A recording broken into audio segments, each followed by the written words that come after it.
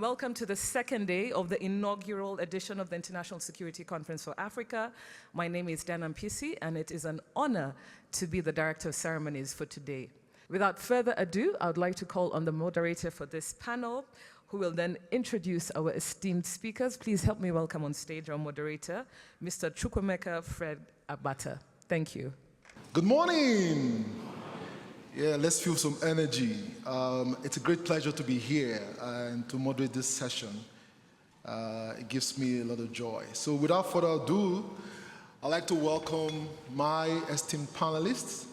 And I'd like to first call on the Honorable Minister of ICT and Innovation here in Rwanda, Ms. Paula Inabire. Please, a round of applause for my panelists. She's a leading digital transformation expert which focuses on smart cities, digital ID, and cybersecurity strategy. She advocates for AI governance and cyber resilience. So welcome, Paula. Thank you. All right. Let me also welcome the Director General of the National Intelligence Service for Kenya, Mr. Nordin Haj. Mr. Nordin is a former Director of Public Prosecutions and now Head of Kenya's Intelligence Agency. His leadership is crucial in national security, intelligence-led defense, and cyber crime response. So welcome once again. And last but not the least is a Brigadier General turned Prof, Professor M.K. Haji Janiv. He's an Associate Professor of Law at Military Academy. Please join me and welcome him as well. He's an expert in cyber defense, law, cyber threats, and national security policy, works at the intersection of law, military strategy, and cyber security governance. All right, thank you very much. Africa is at an interesting intersection. We live in a very interesting times. Just a way of introduction, my name is Chukwemeka Fred Agbata, journalist, media, state expert, working for a sub-regional government, also working in the cybersecurity space and other IT space. Before that, also an investor, startup founder, so it's a great pleasure to be here. And I've seen how Africa has transformed and continues to transform. This is a continent where you have the youngest, most vibrant population when it comes to the world today, with almost more than half of the population living less than 25 years and below. So it is an interesting continent, and that's why this topic on cybercrime is really, really important. And it's important that we take home some of the lessons that we'll learn from the panelists this morning. So I'll start with the Honorable Minister. You're doing a lot of work driving digital transformation here in Rwanda. Give us a sense of what your ministry is doing around ensuring that cybersecurity policies are adhered to when it comes to pushing the smart Rwanda agenda. Thank you very much, and warm welcome to our guests that are visiting Kigali. Starting straight with your question, we're doing a couple of things, and you did mention Smart Rwanda, which is the policy and strategy that guides our digital transformation initiatives. And so at the core of that policy is the cybersecurity strategy, which in many ways is designed to see how we protect both our critical infrastructure, information assets, but also we ensure that as we digitally transform as a nation, we're also safeguarding some of these investments that we've already made. So a couple of things that we've done in Rwanda, we've set up the National Cybersecurity Agency, which really, as we think about our legal and institutional frameworks, has been at the center of how we drive a lot of our cyber security investments. We have in place a law that looks at protecting and preventing cyber crimes. And so against the backdrop of that law is where then we do the enforcement with different institutions. I'll mention two other things that are in place, which is really also looking at the technical capacity, where we have the Computer Security Response Incidents Response Team. And these are teams that work across different industries, financial, telecom, healthcare, to really ensure that we are protecting the cyber security infrastructure that we have. And lastly, I think yesterday in the very early sessions that we had, We talked about cybercrimes being borderless in nature. So to do that, no country can be an island. And so it also means that as a country, as Rwanda, what we've prioritized is collaboration, international cooperation, and that's why we've also been able to enact and be signatory to the Malabo Convention, which also caters for how international collaboration happens in the space of cybersecurity. Thank you, thank you. I mean, one of the profound statements by President Kagame yesterday was the fact that he said that it was a very punchy line that Africa cannot outsource its security, which brings me to a question for DG Nordin. You were, prior to this role, you were the Director of Public Prosecutions, and now you are leading the intelligence service. So how does this prepare you or prepare your country for the work of trying to ensure that Kenya is safe? Thank you. I think you should have posed this question to my colleague, the Secretary General, Emmanuel, because he was also the DPP before me. I mean, together with me. I became DG, then he became the SG later. But yes, it's a good question. I think, first of all, we need to understand that as DPP, I was an end consumer, almost at the end of the law enforcement of a criminal justice chain system. And now, as a DG, I'm actually one of the first generators of either intelligence or evidence, for that matter. And I think it gave me a very good purview of what is required as a generator, so that the end product that ends at the DPP is then of value.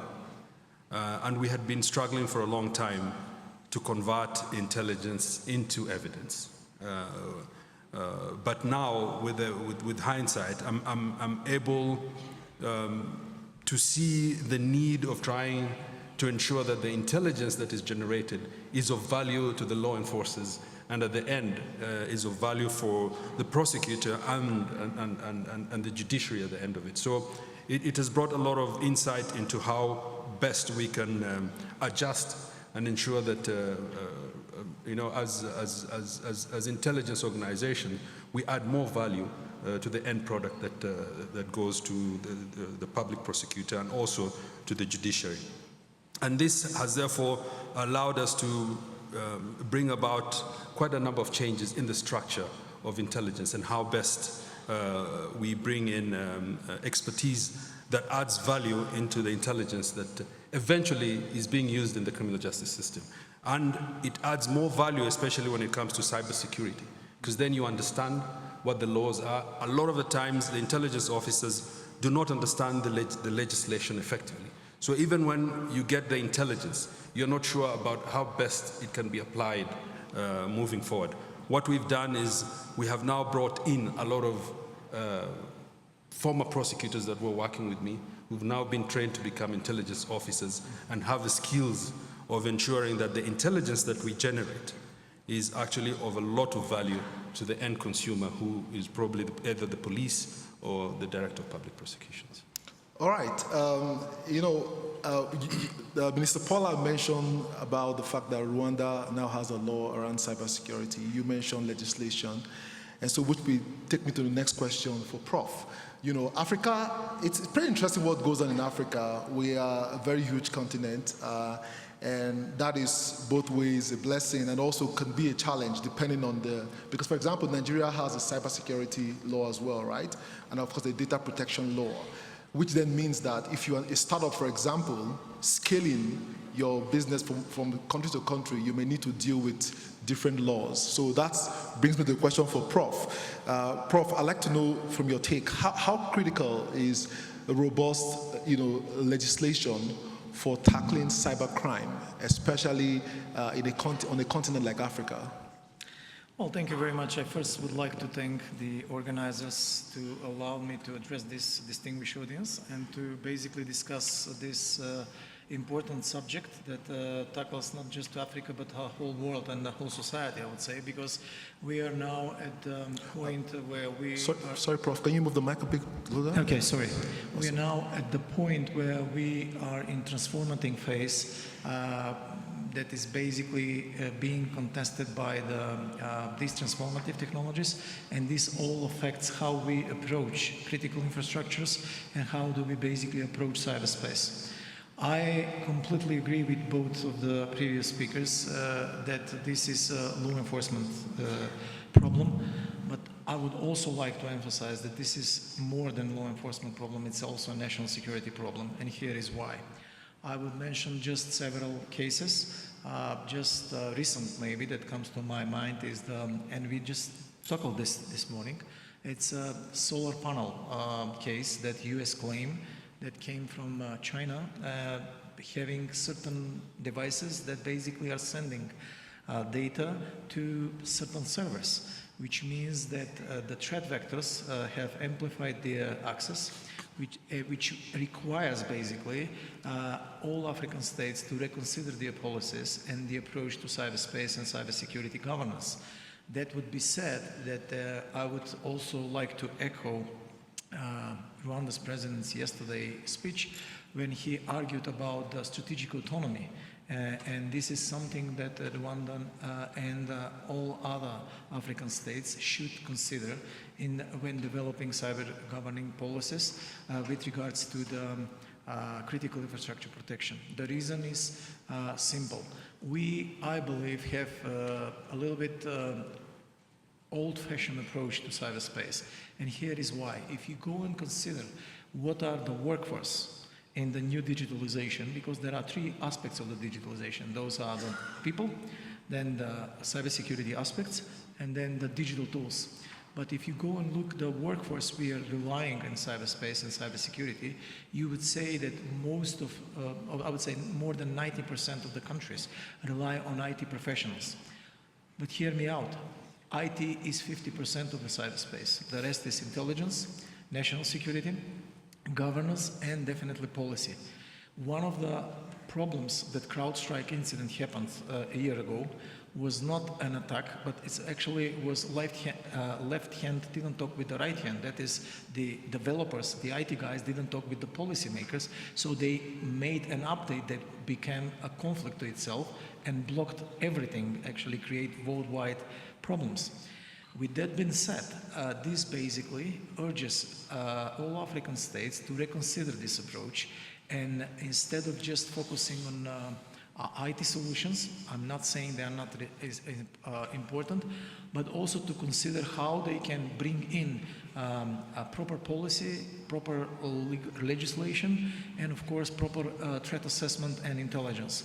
Why? The third-party supply chain in the digital world is a must, and this requires a new risk assessment approaches that will consider also third-party supplier, because most of the recent threats to our national security, we saw this in a pager case, we saw this earlier in Stuxnet attack, we saw earlier in several other cases where third-party supply risk assessment failed, and this actually was devastating to the target. With that being said, I would just conclude that the new geostrategic environment is changed.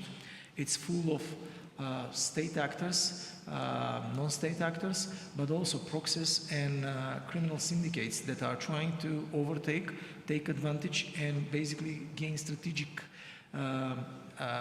gains through the low level or below the threshold of war attacks, which requires a new thinking and new approaches in the policy and governing of these infrastructures. Yeah, thank you. But Prof, just a follow-up question, because, I mean, the question is, what can't be tracked? Now, if everything can be tracked, how can African governments better align their procurement processes to ensure that their states are safe? Because, I mean, you mentioned the pager example, and also the solar example that we talked about, and many other examples. Like, is Africa really safe? Well, I would say no one is safe. Let's start with this and face this. But what Africa states should do, actually, they should start invest in their own capacities, basically to develop this workforce that can have this comprehensive approach. And here is why. Let's go to the universities that train this IT personnel that we depend on, all actually states, except some. of course, you would see that they study algorithms, they study crypting, they study programming. They never study policy, administration, compliance, not to speak about threat assessment or intelligence. When they say about the safety or security or risk assessment, they talk about the IT safety, just on, integrity of information, supply, that's it.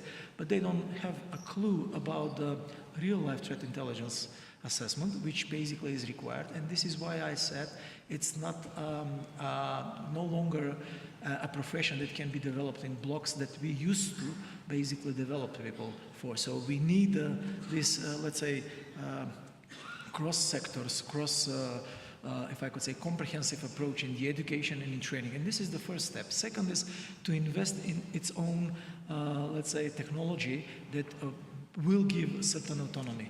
Several European armies, for example, such as France now, has started to develop their own AI-generated tools. Why? Because they don't want to depend on ChatGPT, they don't want to depend on DeepSeek, etc. Because we all know that these technologies, while very important, very needed, and this is why I don't call them emerging and disruptive technologies, but I call them transformative technologies, because I would say they are the future. However, they require a different approach in the risk assessment and policy creation. Thank you. A round of applause for Prof, please. Thank you, thank you. You've got to encourage my panelists as well. I mean, as we all know, there is the geopolitical side of technology. And that's why you see nations racing to ensure that they remain superpowers even when it comes to technology. And I saw Minister Paula shaking her head, and I would like you to get your perspective on the question I asked him around the fact that supply chain that we do not control may also harm us. What's your take on that? And maybe let me start with the initial question, which was around regulations. You did mention the fact that you have startups that have to navigate maybe 54 different types of regulatory frameworks. Particularly, and this we see it especially in the tech space, for different regulations. It could be regulations around data protection and privacy. We're talking about cybersecurity. And in a way, I think the good news that we are seeing on the policy side is that for many of the countries that are already signatory to the Malabo Convention on Cybersecurity and Data Protection, it allows for that harmonization to also happen when you have many countries that are signatory to such a convention. The second one is, as many countries are putting in place their data protection and privacy laws, what we are seeing is the benchmarking. Many are benchmarking the EU GDPR legislation, which also, I think, in a way means that once we start to harmonize across the continent our legislation, there will be little room or where you see discrepancies in terms of some of the clauses that are being catered for. It doesn't take away the fact that we still need to have an African convention or find a way of harmonizing all our regulations, because the absence of that, again, leads to slower pace of innovation that is happening on the African continent. What we are also seeing as a growing trend when it comes to the policy environment is a trend where if a country is already, provided a license, let's say in Nigeria, when they move to Sierra Leone, the time it takes them to get that license is much shorter because they have almost similar regulations. So I think in a way those things are coming together to sort of bridge the gap we have today, which is where almost every country has been building their own pieces of legislation to sort of support the digital environment. Now, back to the question you're asking around what happens when we can't control supply chain, and I like what the professor mentioned. One, we need to start by building our own capabilities. Even in a space like AI, if you don't have people that understand and master the technology in itself, not just to use it, but also to create solutions that leverage AI or other emerging technologies, then in the end what we're doing is, copycat type of solutions, which again, because the conversation this morning is about cybersecurity, expose us to so many risks to a certain extent. And I would say the first thing is building our own capacity, more of technical capacity, and having really an army of people that are well capacitated in these different fields and different trades. The second one is the investment in the infrastructure that is really required. I think when you don't have access to these supply chains and you also don't have the infrastructure that is required to enable you to do that, it puts you at a disadvantage. And my parting thoughts on this one is, even when we don't have those things yet, we should still be early adopters of this technology, because in being early adopters, there's also some learning that is coming through, while also building the capabilities and the digital sovereignty that our nations deserve. Yeah, thank you, Minister Paula. Please, a round of applause for her. And one key, thank you. I mean, one key takeaway that she just highlighted as well is that we have to build our capacity. I mean, we can't run away from that. We just have to at some point. But I like the fact that, being early adopters also helps us, and I like what she's doing with AI in Rwanda. Let me bring in the DG. I mean, your work, you described a bit of your work as a public prosecutor and what you do now. How do you balance effective cyber intelligence gathering with data privacy and digital rights? Because data privacy is very critical. It'd be nice to get your insight. Yeah, first of all, the various legislations that we have, for example, in Kenya, strives to ensure that there is a balance in terms of rights and protecting, protecting privacy and also rights of individuals whose privacy could be infringed. And there are various means of ensuring that that is done. For example, for us as intelligence service, we're required to apply for warrants. You just can't start looking at or start investigating or snooping around without having warrants that would later on, of course, be utilized in the court of law. But there's also various institutions like the Data Protection Agency that we have in Kenya that ensures that privacy is secured and that there's no infringement by law enforcement agencies. However, it's a very delicate balance because on the one hand, you can't just sit until a cyber threat occurs or cyber attack occurs. So you have to also be proactive. And the question is, how do you then balance that? And sometimes it's not easy to say that you will be able to apply a warrant because you don't know when that warrant is required and at what point that warrant will be applied effectively to safeguard you from any attacks. So what we try to do is ensure that we scan the environment effectively in a manner that does not infringe on an individual, that you are able to see what is happening in that environment and then intervene at the right time. Of course, the downside of that is, individuals might argue that you are snooping on them and you're breaking the law, but it's very difficult in this environment not to be able to scan it and be able to intervene at the right moment. For example, in the month of January to April, we've had 840 million attacks in Kenya on our various infrastructures. And we would not be able to discern that or be able to tell that if we're not able to scan the environment and be able to intervene at the right time. And therefore, that balance is very delicate and sometimes you can be accused of infringing it. But we try and strive as best as we can. And we try also to ensure that the oversight mechanisms that are there are effectively able to oversight us and oversight all individuals who are in the criminal justice system. Yeah. Did you say 840 million? 840 million. That's a lot. That's a lot. And that's on all our infrastructure, whether it is government or even in the private sector. And it's something that is ever increasing, especially in our environment in Kenya. Yeah, and everywhere else. I mean, the threat actors are not backing down. The sophistication and the level of advancement keeps increasing. And like we say in the tech space, innovation, unfortunately, always plays catch-up. And so perhaps in the cybersecurity space as well, it's likely that also policy is also playing catch-up.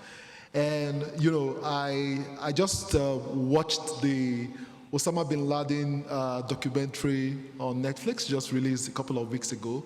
And, just speaking to what the DG just said, there were times when the US intelligence had to get information. and they had to get it through whatever means, but they had to get it. Just saying that sometimes it's a very delicate balance. Well, let me bring in Prof. Prof, you've heard this insight. The threat actors grow every day. The threats are growing. They're becoming more sophisticated. They're infusing AI into all of this. From your research that you've done, what are some of the learnings that African nations can garner and use to advance and protect the continent? Well, that's a very good question. One thing I would say, and I would suggest is, and I'll give you an example from, you mentioned the terrorist attack and early terrorist attack. When London bombing terrorist attack happened back in 2004, the Chief Scotland Yard chief was asked about the threats. The journalist asked, whether do you have them in your database, these terrorists? He openly said, yes, we had them. Then the journalist asked, why you didn't intervene? He said, because our threat assessment matrix didn't recognize them as a threat. So this basically speaks a volume and requires a transformative change in this threat assessment matrix. What do you consider as a threat? And with regards to this, if you really want to stay on the positive side on this, because let's face it, we're going to have to rethink the privacy in the digital world. I know, I understand that there are concerns and they're rightfully there, but let's face it, no one basically can be safe and no privacy can be saved in the digital world. Everything that is written stays there, unless there is a 0 day of internet and everything goes wiped out, which basically could happen in a very unlikely situation and very unwanted situation. With that being said, investing in accountability and transparency is also very important. Then cooperation at the regional level and establishing, let's say, a regional vetting processes that can help mitigating this supply chain threat assessments and can help countries to build their own strategic autonomy is something that needs to be think in addition to the changing of the threat assessment matrices, where the threats can come from and what are basically the access. So who would have considered that the environmental consideration prior to what US has reported could basically be used as a vector of, let's say, approach. And then the Internet of Things and the new transformative technologies you mentioned. There was a high-level case, a criminal case, that happened in the Far East where deepfake video actually tricked an accountant to deliver money to criminals. She had a meeting with her CEO, two of them, who basically gave her verbal authorization, and she pressed the button and transferred the money. When the investigation opened, and you can go and Google the video, it's all out there. When the investigation started, she actually recorded the video and says she was having a meeting with allegedly her CEOs, where that was basically deepfake videos that criminals were able to gain from open sources and data. So we have to find the balance, how open we are, and how basically we can be more risk-taking and mitigate this risk, not risk-averted, because everyone that is risk-averted is actually risks not being developed or stop development processes and left behind. Yeah. A few weeks ago, the president of Nigeria announced that the launch of a new cyber army from the Nigerian military, in charge of cyber security. But I also know that Nigeria also has SET. Minister Paula mentioned about the SET now. So I'd like to bring in DG Nordin just to even understand. If we have all of these teams within our various militaries, how is intelligence sharing? What is going on the continent? Are we really collaborating and cooperating in that regards, just to ensure that we're able to stop the threat actors, particularly for things like zero-day attacks and the rest of them? Yeah, we have various organizations. For example, in the intelligence world, we have what you call CISA, that sits at the African Union, and we do work together jointly a lot on cybersecurity. But that said, there's still a lot more that can be done by Africa. If you look at, for example, the European Union, they've pledged over 200 million euros towards AI and cybersecurity. And I think it's billions, if I'm not wrong. But in Africa, we're still yet to agree. I think there was a pledge of about $60 billion at the African Union, but that has not yet been actualized. And this therefore requires that we should be able to work more coordinated as Africa. I think we need to realize that the era of dependency is gone. There is no way we can sit down and expect to outsource equipment from other jurisdictions other than maybe African. We should not expect that the AI that has been created in other jurisdictions will be effective for us, or that will work in our environment as well as it should be. In other words, whatever is created out there is not necessarily for our convenience. And you only have to look at, for example, and this is an issue that in Kenya we are still dealing with, we're trying to grapple with it, the issue of social media and how social media in Africa has been rolled out. If you're to look at China, for example, the kind of TikTok that they have there is very different from the kind that is being utilized in Africa. If you go to Europe, for example, with the Ukraine war, you will see that there is censorship of, for example, Russia Today. If you go and Google that and you're in Europe, you will not get it. But in Africa, we have everything. You get everything, whether it's negative or positive, whether it's challenging us or not. And these are issues that we really need to think and sit down as a continent and agree, how are we going to come up with whether it's legislation or policies that will favor us as Africans. For example, how DeepSeek, it soughts to advance Chinese narrative, for example, and I'm just being plain. Yeah, I hope I will not offend anybody. And the question is, how do we, for example, protect our own culture as Africans by ensuring that the AI that is there respects and protects our various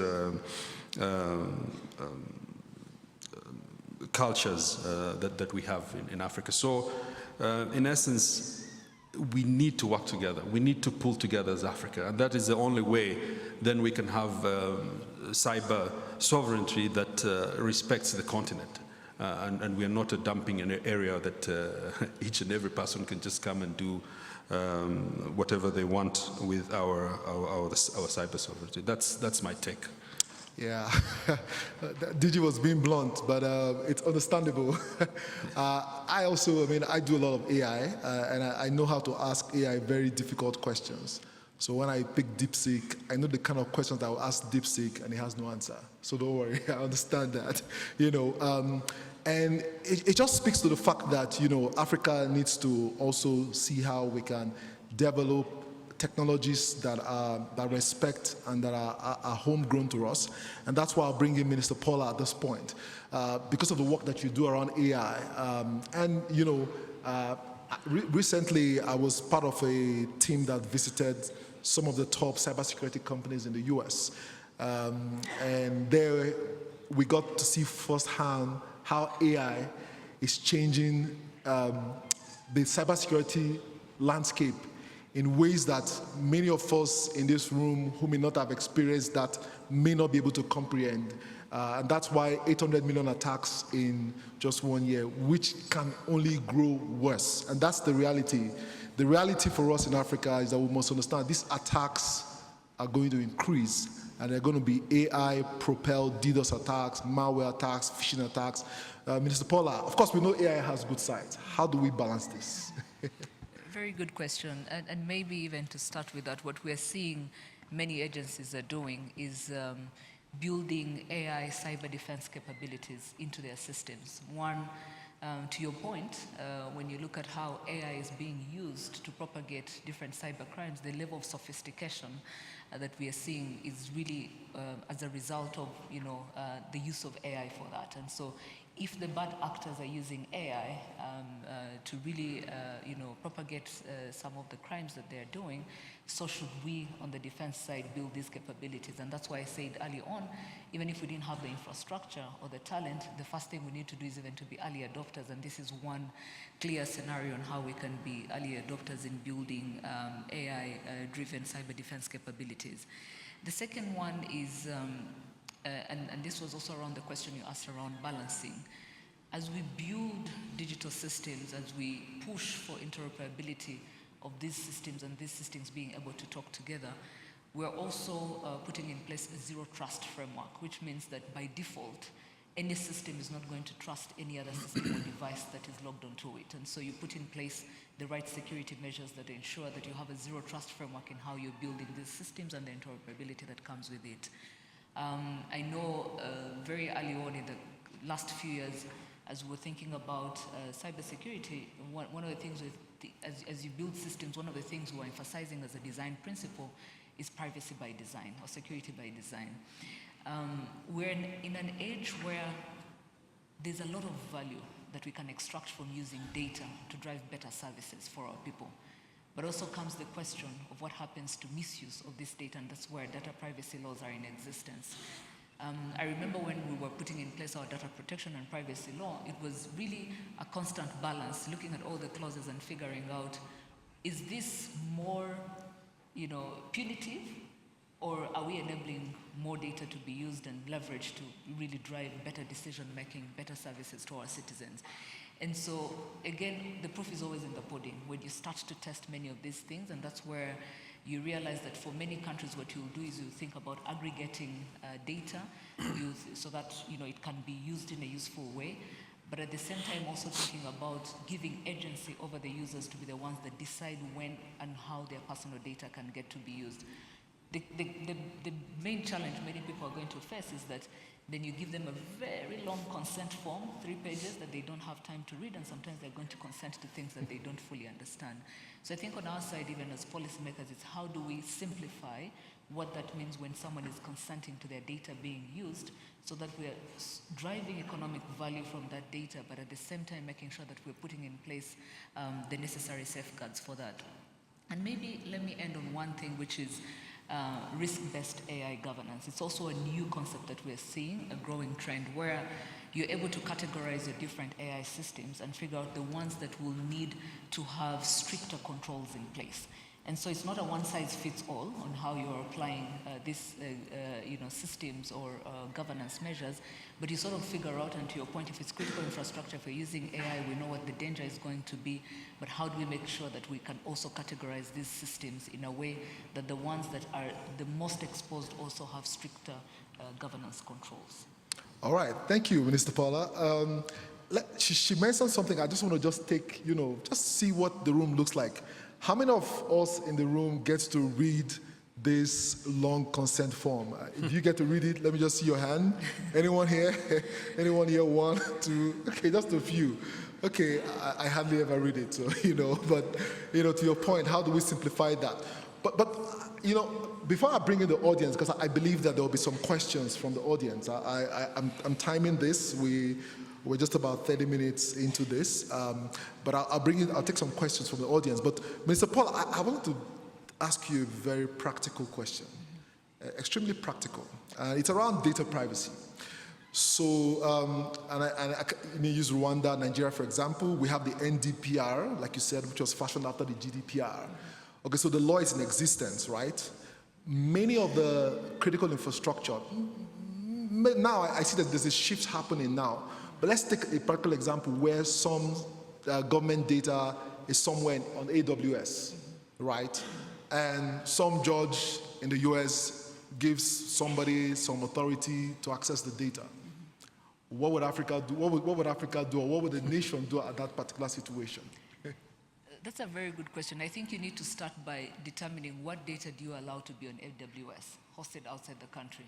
That's where the categorization starts, because you're able to decide what is the risk profile of this data? Should I choose to host in country, depending on the sensitivity of the data, or should I allow some of this data depending on, and just last week we were dealing with exactly a similar example where, you know, certain institutions would love to host on the cloud, and so you need to look at what data do you want to host there, what's the risk profile of that data, and what are we putting in place to safeguard.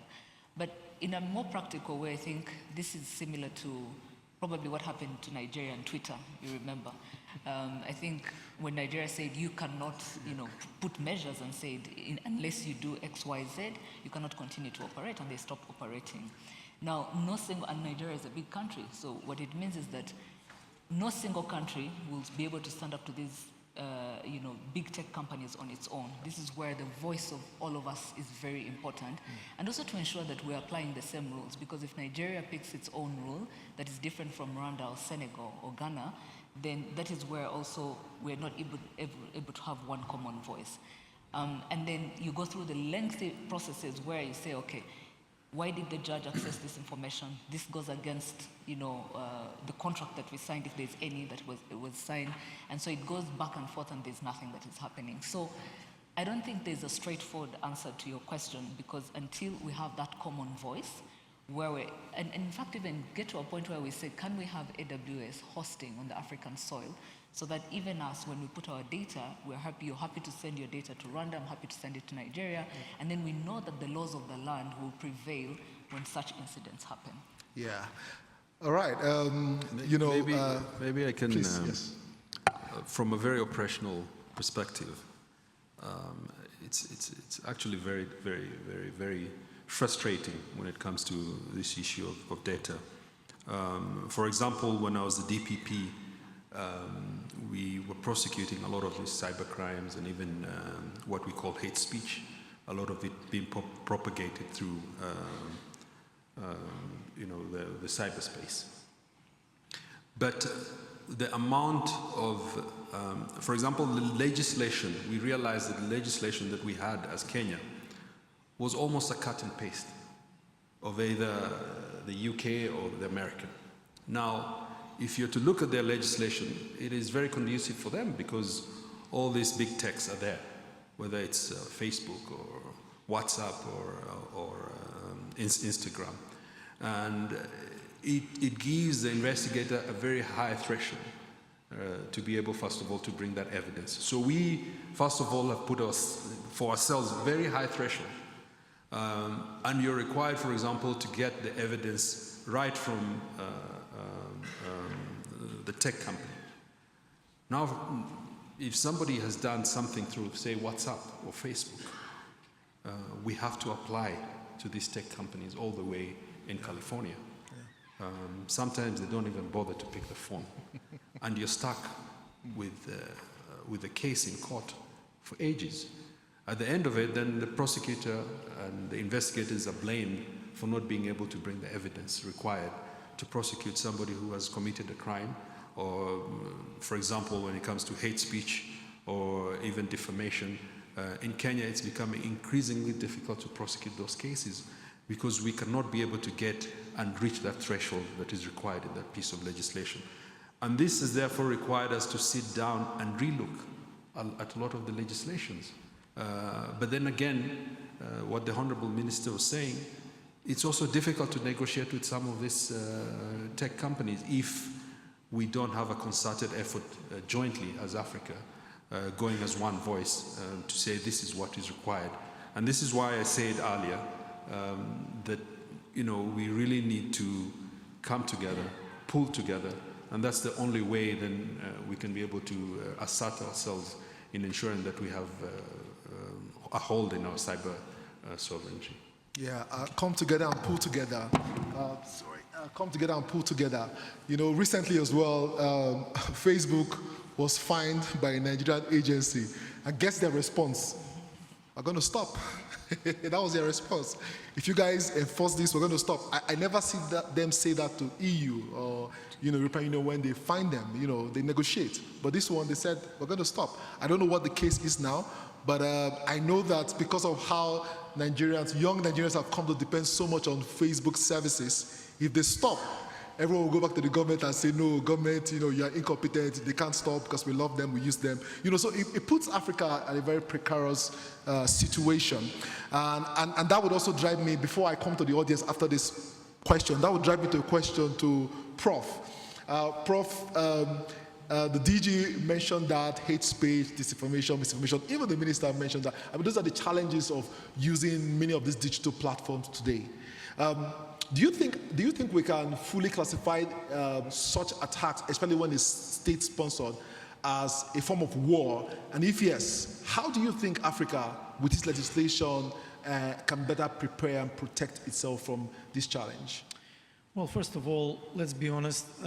NATO has, since 2015, has considered cyber domain as a new domain of war, which means that they consider that cyber attacks could amount to a level of an armed attack, which will trigger Article 5. This is why I started my expose with basically rethinking critical infrastructure protection with not just the law enforcement, which is very valuable, but also as a national security threat. And there are various ways how you can approach in classifying whether certain cyber attacks or cyber intrusion could be considered to an armed attack. And there is an instrument-based approach. Some scholars, led by Michael Schmidt, who basically is the leading author of the Tallinn Manual of Cyber War Applicability of Law of Armed Conflict, which argues that you have to go and look and say if this attack has actually ability to create the consequences that are beyond, let's say, the law enforcement, that it can create material damage, and it can also create a loss of lives. If this is the case, then you are basically, you can consider this as an armed attack. The problem, however, with this is the accountability and, basically pointing at the right actor.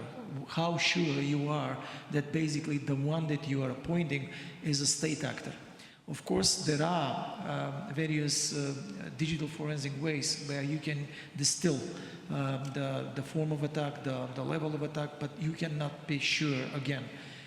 The problem with the privacies and the platform companies you ask, it's the problem that again goes to my previous argument, and that is we need to transform our governance on policies creation, critical infrastructure protection. Here is why. Even traditional allies like European and United States have come to a divergence when it comes to, let's say, one of the protocols of Budapest Convention. The reason is data privacy. The current US president, in 2016, believed that he can now rely on the long policies or long regulations that the law enforcement agent from the United States can request all the protocols to be from the European Union. And then he said, oh, you know what? Oh, screw that. I will go directly to the vendor and I'll ask for data. Yeah. And this basically goes to the problem of the digital autonomy. Europeans try to fight back that. And the reason what happened is now we are seeing the Vice President of the United States openly criticizing the European Union for suing these companies and trying, to affect this.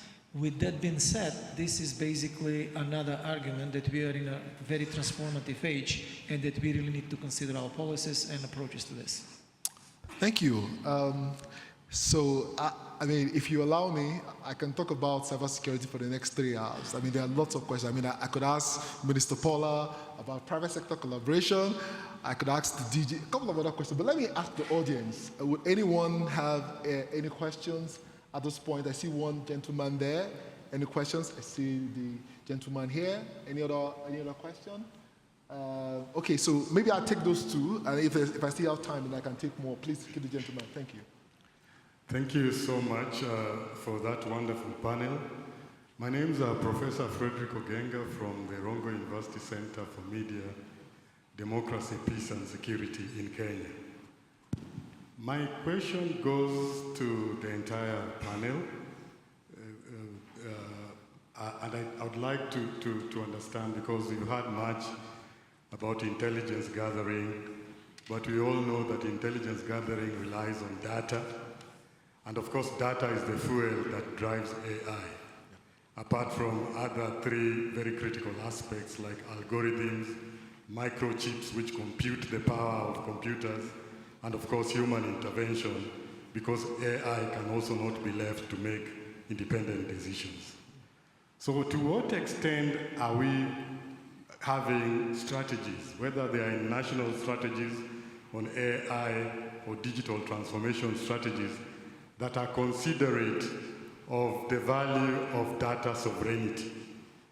And with that, the idea that in Africa, we need to have our own data centers to store data.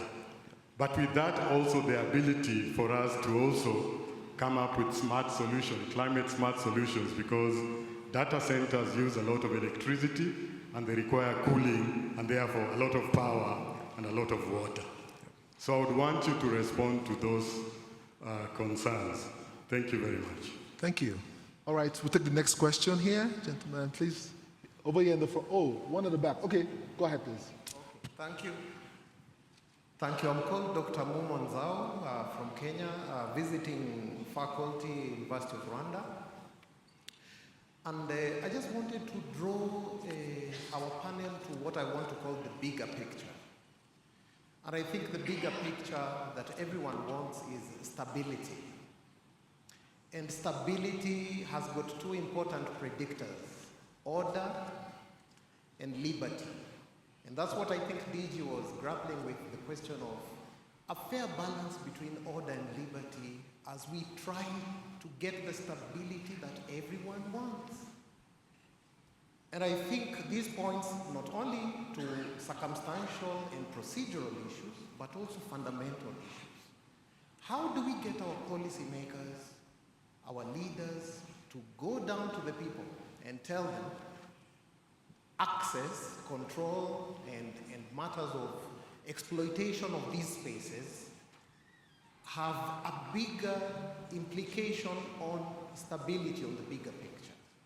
And I think the end consumer of all these things, the ordinary person out there, needs to be informed in a nice way that when you do this, this is what happens. And I want to give a very short example. In Syria the other day, some people did a deep fake, sent it into the social media about the Prophet Sallallahu Alaihi Wasallam, and there was fighting the next day, fighting. And before they discovered it was all a lie, it was all a deep fake. It is the same thing that happens when people say all this. If you go into Kenyan social media, you will not believe it. They're just nasty things that people are saying to each other. Yeah. And these things are even being seen by children. Yeah. So we have to think as Africans so that first we can convince the people that there are limits to freedom, and all rights also come with some amount of responsibility, and so that we can secure our hard physical security, yes, but also our human security. And those are the things Professor there was also pointing to. So I think this bigger picture is what is very important, and it is the essence why we must think around how to cooperate and how to get our policy leaders, because our agencies are driven by countries' security needs and priorities, and therefore that's what guides directing. And finally, we have groups out here, Al-Harakat al-Shabaab al-Mujahideen, Dawla Islamiyya fi al-Iraq al-Sham, we have Boko Haram, and here in Congo, just here, Medina al-Tawhid wa Mujahideen, just here in Congo, ISIS, I'm telling you. And these ones are using social media as we are talking. They're talking to children. All right. So these things, we need to think about them. We need to find a way to reach the ordinary people and try to explain to them what it means. In Britain today, you can insult someone, defame them, and you will be prosecuted the next day. In Kenya, or in some of these our countries, you say something bad about someone, and the entire social media gallery is saying that you are the good person. The person you wronged is on the right, and the prosecutors cannot move them. Thank you. I see that the passion which you have shared your question. Let me go to the gentleman here. Thank you very much. I'm honored to be here. My name is Major General Moses Rachtarati. At the moment, I am actually responsible for protecting critical infrastructure in my country. It's a one-year assignment by now. So all what you're saying is scaring me as much as it is inspiring me to get up and work. But I just have two questions. The question is one on sovereignty. Where is sovereignty in this? Shouldn't we just drop these borders, look at our common interests, and invest as Africans in protecting ourselves from all that what has been said there? That's one. Number two, how can we do this when yesterday we were told Elon Musk has more satellites than any government on planet Earth? Are we going to be able to give Starlink regulations as they apply to do business in our country? Thank you.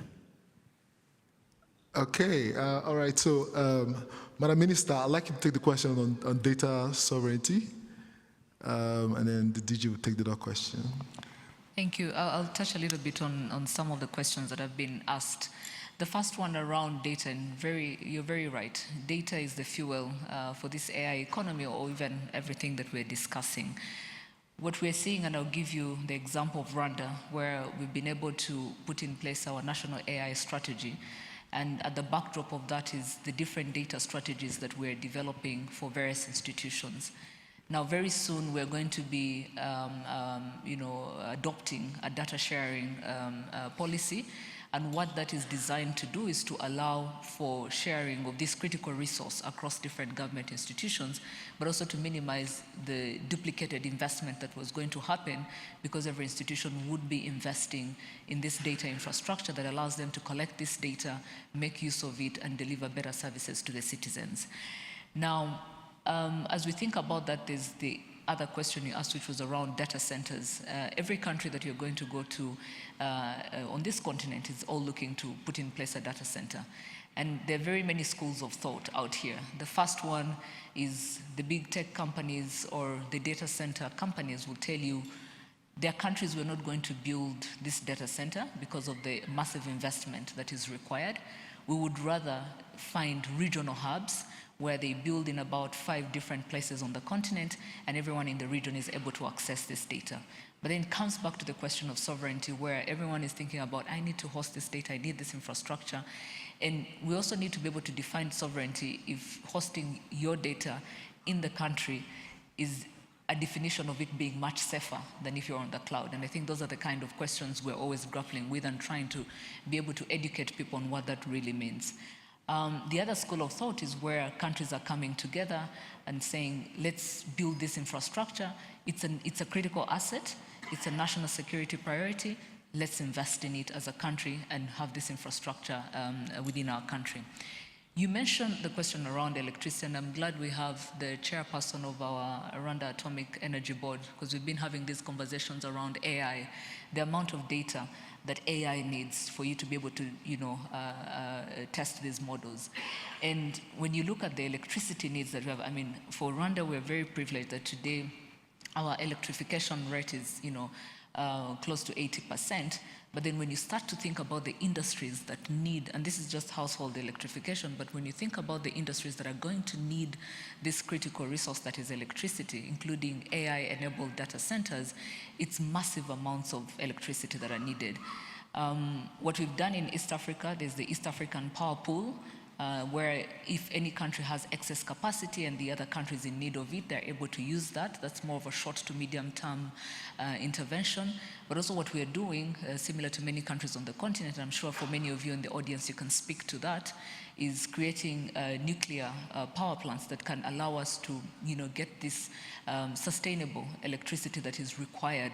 And it's not just about sustainable electricity, it's the pricing, it's the reliability, and just ensuring that you have that. And that's why when everyone talks about the AI compute infrastructure that is required and the massive investments that must go in, it's heavy, but I think there are steps to actually getting there and making sure that is done.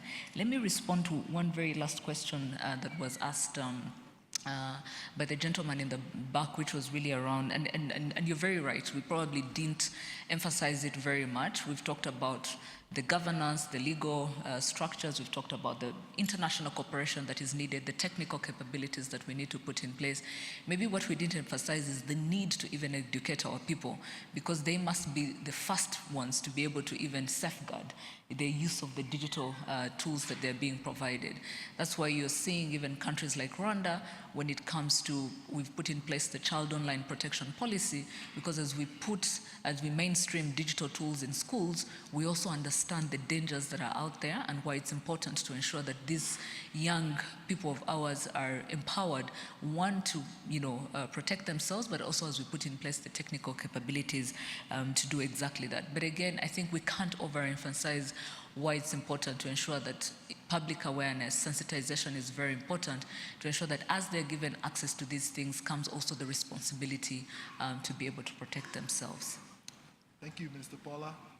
I've been told that we're out of time, but I'll allow DG to step into some of the questions, particularly the one around the bigger picture, if you may.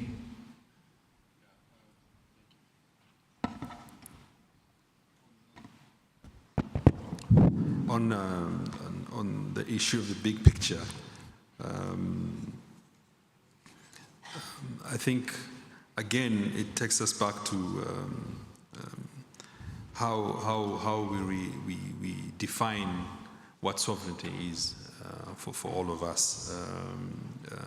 For example, in Kenya, we have the Konza city that hosts most of our data centers. But then again, we are still dependent on other data centers to outsource. We have also, as a country, been able to identify infrastructure. So we are thinking of utilizing geothermal power to see how we can power some of these data centers. I think there are some agreements that have been reached to ensure that we're able to do that. But at the end of it, in Africa, we might end up having multiple data centers in different jurisdictions. And whether that will be effective enough to provide for us the adequate storage for our data is still something that we need to rethink about. It takes us back again to issues of being able to pool. So for example, whether it's at a regional level, as Madam Minister said, as East Africa is trying to go about its power pool, maybe that's another area that we can look at. How do we, as the East African region, then look at how we can also work on the data? But this requires us to make a lot of trade-offs, and some of the trade-offs is what the General was saying.